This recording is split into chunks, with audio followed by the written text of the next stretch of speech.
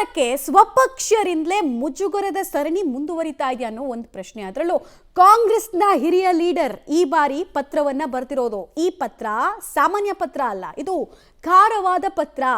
ಅನೇಕ ವಿಚಾರಗಳನ್ನ ಸಿಎಂ ಸಿದ್ದರಾಮಯ್ಯ ಅವರ ಎಥಿಕ್ಸ್ ಅನ್ನ ಪ್ರಶ್ನೆ ಮಾಡುವಂತಹ ಪತ್ರವನ್ನ ಎಚ್.ಕೆ. ಪಾಟೀಲ್ ಅವರು ಕಾನೂನು ಸಚಿವರು ಬರೆದು ಎಲ್ಲರ ಗಮನವನ್ನ ಸೆಳೀತಾ ಇರೋದು ನೋಡ್ತಾ ಇದ್ರೆ ಸರ್ಕಾರದಲ್ಲಿ ಏನಾಗ್ತಾ ಇದೆ ಅನ್ನೋ ಒಂದು ಪ್ರಶ್ನೆ ಮತ್ತು ಭ್ರಷ್ಟಾಚಾರ ನಿರ್ಮೂಲನೆ ಅನ್ನುವಂತಹ ವಿಚಾರದಲ್ಲಿ ಯಾವ ಹೆಜ್ಜೆ, ಯಾವ ಪೊಸಿಷನಲ್ ಸರ್ಕಾರ ಇದೆ ಅಂತ.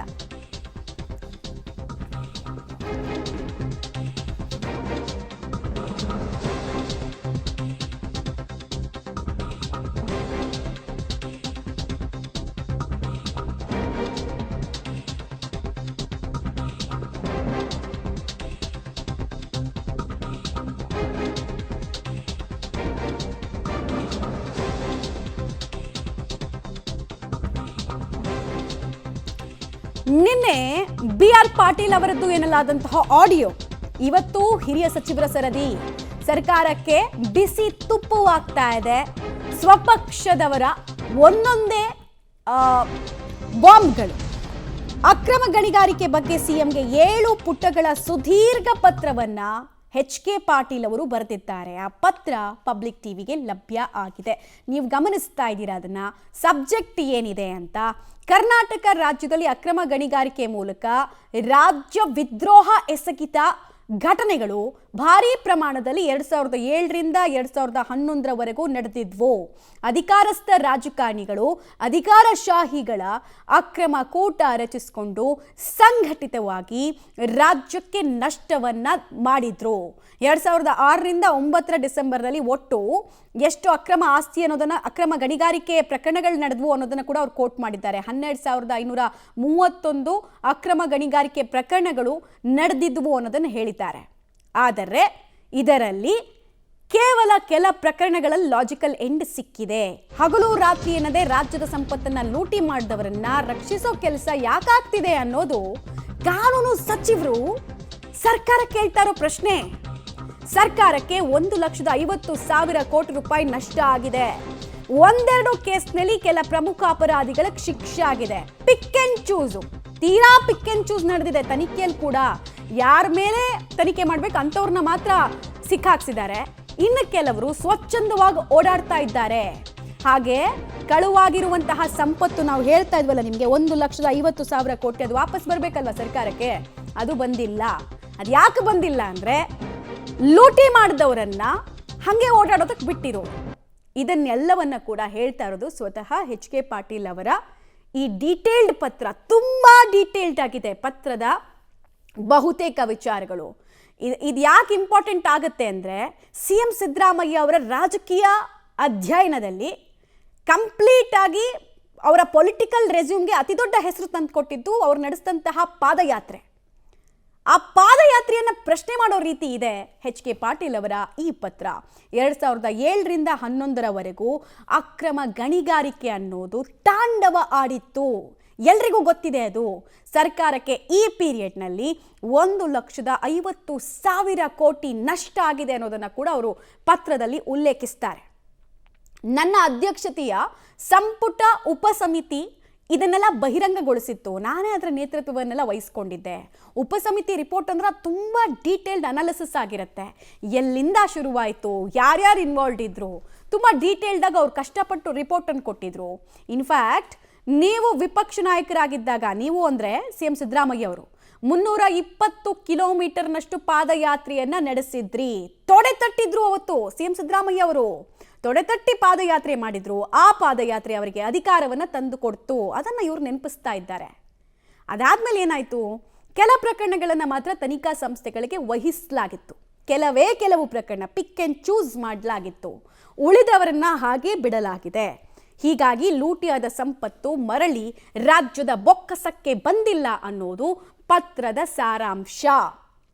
ಪ್ರಮುಖ ಅಪರಾಧಿಗಳಿಗೆ ತಕ್ಕ ಮಟ್ಟಕ್ಕೆ ಶಿಕ್ಷೆ ಆಗಿದೆ. ಉಳಿದವ್ರು ಎಲ್ಲರನ್ನ ಕೂಡ ಬಿಡಲಾಗಿದೆ, ರಕ್ಷಿಸಲಾಗಿದೆ. ಅನೇಕ ಪ್ರಕರಣಗಳು ಇಷ್ಟು ವರ್ಷ ಆಗಿದೆ, ಒಂದು 15ರಿಂದ 16 ವರ್ಷ ಆಗಿದೆ. ಕೆಲ ಪ್ರಕರಣಗಳಲ್ಲಿ 20 ವರ್ಷ ಆಗಿದೆ. SIT ವಿಚಾರಣೆ ಹಂತದಲ್ಲಿದೆ. ಅದು ಕುಂಟುತ್ತಾ ತೆವಳುತ್ತಾ ಸಾಗ್ತಾ ಇದೆ, ಪ್ರಗತಿ ಅನ್ನೋದು ಇಲ್ವೇ ಇಲ್ಲ, ಆಮೆಗತಿಯಲ್ಲಿ ವಿಚಾರಣೆ ಪ್ರಕ್ರಿಯೆ ನಡೀತಾ ಇದೆ ಅಂತ ಅವರು ವಿಚಾರಣೆ ನಡೀತಾ ಇರೋ ರೀತಿ ಬಗ್ಗೆನೂ ಅಸಮಾಧಾನ ವ್ಯಕ್ತಪಡಿಸಿದ್ದಾರೆ. ಇಷ್ಟು ದೊಡ್ಡ ಪ್ರಮಾಣದ ಲೂಟಿಕೋರತನಕ್ಕೆ ತಕ್ಕ ಶಿಕ್ಷೆ ಅನ್ನೋದು ಇಲ್ಲಿ ತನಕ ಆಗಿಲ್ಲ. ಇದು ಎಚ್ ಕೆ ಪಾಟೀಲ್ ಅವರ ಪತ್ರದಲ್ಲೇ ಇರುವಂತಹ ಅಂಶ. ಕಳುವಿನ ಸಂಪತ್ತು ಸರ್ಕಾರದಿಂದ ಸರ್ಕಾರಕ್ಕೆ ವಾಪಸ್ ಬಂದಿಲ್ಲ. ಇದು ಕೇವಲ ಕಾಂಗ್ರೆಸ್ ಸರ್ಕಾರ ಅಲ್ಲ, ಬಿಜೆಪಿ ಸರ್ಕಾರ ರೂಲ್ ಮಾಡ್ತು, ಅವರಿಂದಲೂ ಕೂಡ ಯಾವುದೇ ತನಿಖೆದು ಪ್ರಗತಿಗಳಾಗಲಿಲ್ಲ, ಪ್ರೋಗ್ರೆಸ್ ಆಗಲಿಲ್ಲ. ಈಗ ನಮ್ಮ ಸರ್ಕಾರ ಬಂದು 2 ವರ್ಷ ಆಯಿತು, ಈಗಲೂ ಯಾವುದೇ ಪ್ರೋಗ್ರೆಸ್ ಆಗ್ತಾ ಇಲ್ಲ ಅನ್ನೋದು ಅವರ ಸಿಟ್ಟಿನ ಮೂಲಕ್ಕೆ ಕಾರಣ. 7.6ರಷ್ಟು ಪ್ರಕರಣಗಳು ಮಾತ್ರ ತನಿಖೆಗೆ ಒಳಪಟ್ಟಿದೆ. 100ನಲ್ಲಿ 100 ಪ್ರಕರಣದಲ್ಲಿ ಕೇವಲ 7.6 ಅಂದರೆ 8 ಪ್ರಕರಣಗಳು ಮಾತ್ರ ತನಿಖೆಗೆ ಒಳಪಟ್ಟಿದೆ. ಉಳಿದ 92ರಷ್ಟು ಪ್ರಕರಣಗಳು ತನಿಖೆಗೆ ಒಳಪಟ್ಟಿಲ್ಲ. ಸೊ ತಪ್ಪಿಸ್ಕೊಂಡವ್ರ ಪ್ರಮಾಣ ಎಷ್ಟು ಅನ್ನೋದನ್ನು ಅವ್ರು ಹೇಳ್ತಾ ಇದ್ದಾರೆ. ಅಲ್ಲಿ ಅಧಿಕಾರಶಾಹಿಯ ರಾಜ್ಯದ್ರೋಹಿ ಮನೋಭಾವದಿಂದ ತನಿಖೆ ಆಗಲಿಲ್ಲ. ಅಧಿಕಾರಕ್ಕೆ ಬರೋಕ್ಕೆ ಮುಂಚೆ ಈ ಅಕ್ರಮದ ಬಗ್ಗೆ ಎಲ್ಲರೂ ಮಾತಾಡ್ತಾರೆ, ಅಧಿಕಾರ ಸಿಗ್ತಾ ಇದ್ದ ಹಾಗೆ ಅಕ್ರಮದ ಬಗ್ಗೆ ಮರ್ತು ಹೋಗ್ತಾರೆ. ಇದು ಅವರ ಮಾತಿನ ತಾತ್ಪರ್ಯ. SITಗೆ ವಹಿಸಿದ್ದ ಪ್ರಕರಣಗಳಲ್ಲಿ ಒಂದು ಚೂರು ಕೂಡ ಪ್ರಗತಿ ಸಾಧಿಸಲಿಲ್ಲ. ಇನ್ವೆಸ್ಟಿಗೇಷನ್ ಮಾಡೋರಿಗೆ ಕಳ್ಳರನ್ನ ಹುಡುಕೋ ಮನಸ್ಸೇ ಇಲ್ಲ ಅನ್ನೋದನ್ನು ಅವ್ರು ಹೇಳ್ತಾ ಇದ್ದಾರೆ.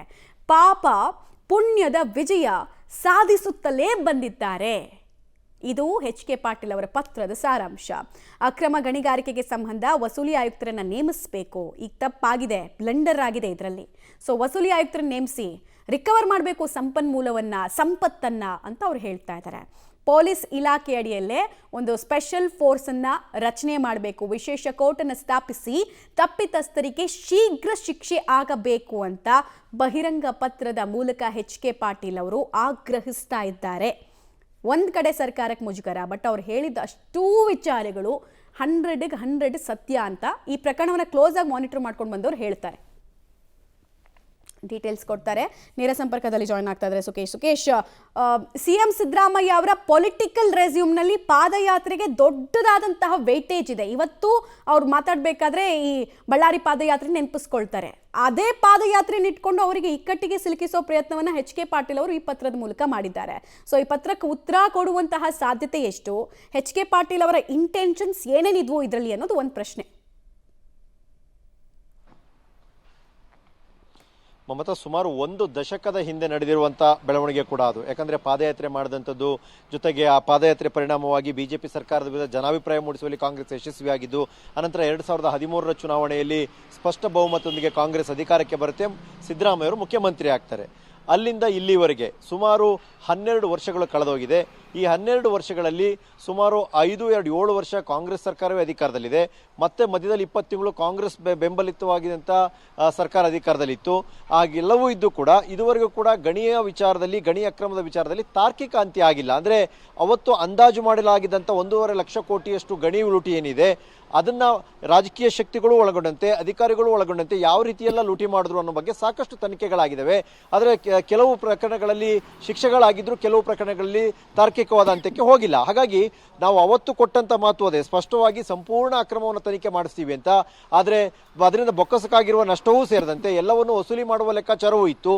ಆಡಿದ ಮಾತಿನಂತೆ ನಮ್ಮದೇ ಸರ್ಕಾರ ಇದ್ದಾಗ ನಾವು ಇದುವರೆಗೂ ಕೂಡ ನಡೆದುಕೊಳ್ಳಲಿಕ್ಕೆ ಆಗಿಲ್ಲ ಅನ್ನುವಂಥ ವಿಚಾರವನ್ನು ಪ್ರಸ್ತಾಪಿಸಿ ಪತ್ರವನ್ನು ಬರೆದಿದ್ದಾರೆ. ಬಹುಶಃ ಈ ಪತ್ರವನ್ನು ಒಬ್ಬ ಕಾನೂನು ಸಚಿವರು ಮತ್ತು ಕಾಂಗ್ರೆಸ್ನ ಹಿರಿಯ ಸಚಿವರು ಮುಖ್ಯಮಂತ್ರಿಗಳಿಗೆ ನೇರವಾಗಿ ಬರೀತಾರೆ ಅಂದರೆ ಅದಕ್ಕೆ ಮುಂಚಿತವಾಗಿ ಒಂದಷ್ಟು ಪ್ರಯತ್ನಗಳು ಸರ್ಕಾರದ ಮಟ್ಟದಲ್ಲಿ ಆಗಿರಲೂಬಹುದು.